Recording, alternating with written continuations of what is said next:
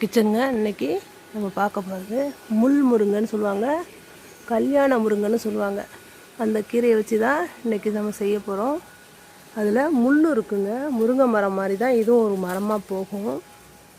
இதில் பார்த்திங்கன்னா முள் இருக்குது பாருங்கள், கிட்ட பாருங்கள் முள் இருக்குது. அதனால் முள் முருங்கைன்னு சொல்லுவாங்க, கல்யாண முருங்கைன்னு சொல்லுவாங்க. இது சின்ன ஒரு குச்சி, ஒரு இந்த மாதிரி ஒரு சைஸ் குச்சியை கூட, ஒரு அடி குச்சி கூட வச்சோம்னா வந்துடும். இது எங்கள் வீட்டில் வச்சுருக்குறோம். முள் இருக்கிறதுனால ஓரமாக வச்சுருக்குறோம்.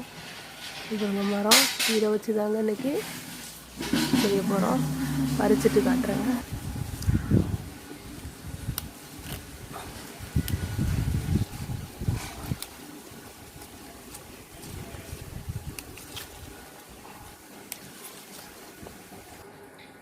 பறிச்சாச்சு பாருங்கள். இவ்வளோ கீரை இன்றைக்கி போதும்.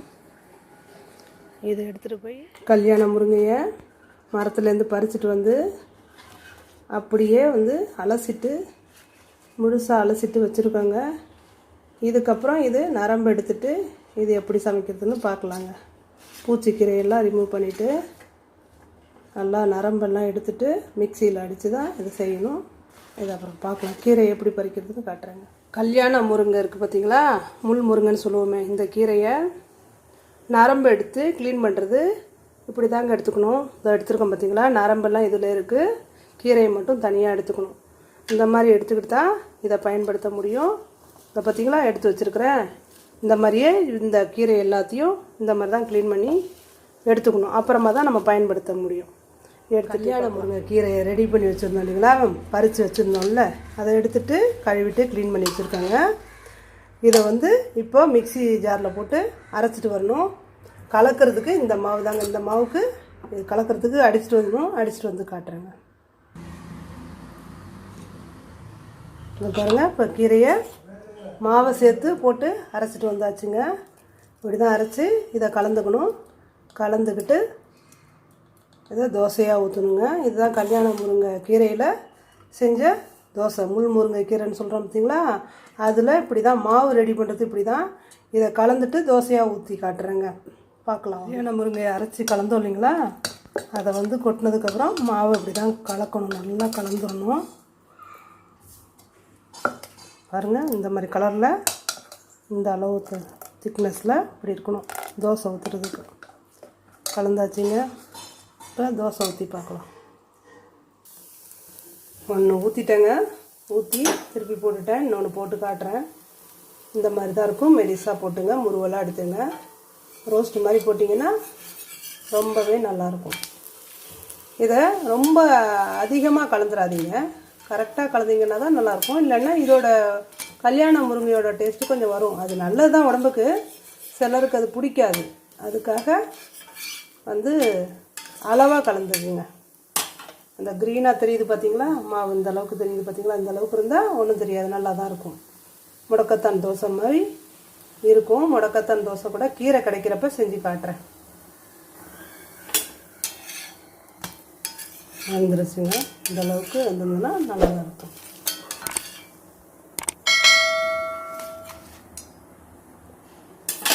இன்னும் ஒரு தோசை ஊற்றி காட்டுறேன். எண்ணெய் ஊற்றிக்காமல் ஊற்றுங்க, அப்போ தான் மெலிசாக எல்லா இடமும் வரும். அதுக்கப்புறம் மேலே விட்டுருங்க. நெய்யோ எண்ணெயோ மேலே விட்டுருங்க. ஃபஸ்ட்டு இது இரும்பு சட்டிங்க, ரொம்ப நல்லதுன்னு தான் இந்த இரும்பு சட்டி யூஸ் பண்ணுறோம். நான்ஸ்டிக் சட்டி இல்லை. ஆனால் இதை ஃபஸ்ட்டு இப்படி விட்டுட்டு இதுக்கு மேலே நீங்கள் உங்களுக்கு தேவையான நெய்யோ எண்ணெயோ எதுவாக இருந்தாலும் விட்டுக்குங்க. இன்னும் மெலிசாக வேணும்னாலும் ஊற்றிக்கலாங்க. திக்காக வேணால் வச்சு திக்காக ஊற்றிட்டு மேலே மூடி வச்சு வேக வச்சுக்கலாங்க. இதை வேக வச்சு எடுத்து காட்டுறேன். எண்ணெய் தேவையான அளவு விட்டுங்க. ஃபஸ்ட்டு ஆனால் விடலை, நம்ம இந்த மாதிரி தான் இருக்கும். கல்யாண முருங்கை தோசை ரெடி ஆகிடுச்சுங்க. இது சளிக்கு நல்லதுங்க. இதை சாப்பிட்டா சளி நெஞ்சு சளி கரையும்னு சொல்லுவாங்க. நல்லது. அதனால் செஞ்சு கொடுங்க. பச்சை சத்தும் கிடைக்கும். க்ரீனாக இருக்குது பார்த்தீங்களா, ஃப்ரெஷ்ஷாக நம்ம வீட்டு தோட்டத்துலேருந்து பறிச்சுட்டு உடனே செஞ்சு கொடுக்கும்போது இன்னும் கூடுதல் சத்து தான் கிடைக்கும். வந்துருச்சுங்க. ஆல்மோஸ்ட் ரெடி ஆகிடுச்சு. நல்லா வெந்துருச்சு பாருங்கள். இந்த ஸ்டேஜில் எடுத்துடலாங்க. கல்யாண முருங்கை தோசை ரெடி ஆகிடுச்சுங்க. ஆஃப் பண்ணியாச்சு.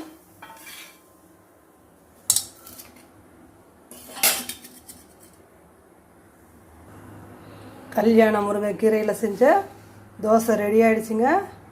அதுக்கு சட்னி உங்களுக்கு எந்த சட்னி விருப்பமோ, இது தக்காளி சட்னிங்க. தேங்காய் சட்னி, தக்காளி சட்னி, சாம்பார் எது வேணாலும் வச்சுட்டு விருப்பமானதோட வச்சுட்டு சாப்பிட்லாம். உடம்புக்கு நல்லது. செஞ்சு பாருங்கள்.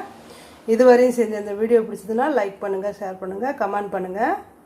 தேங்க்யூங்க. தேங்க்யூ. உங்கள் ஆதரவுக்கு நன்றிங்க.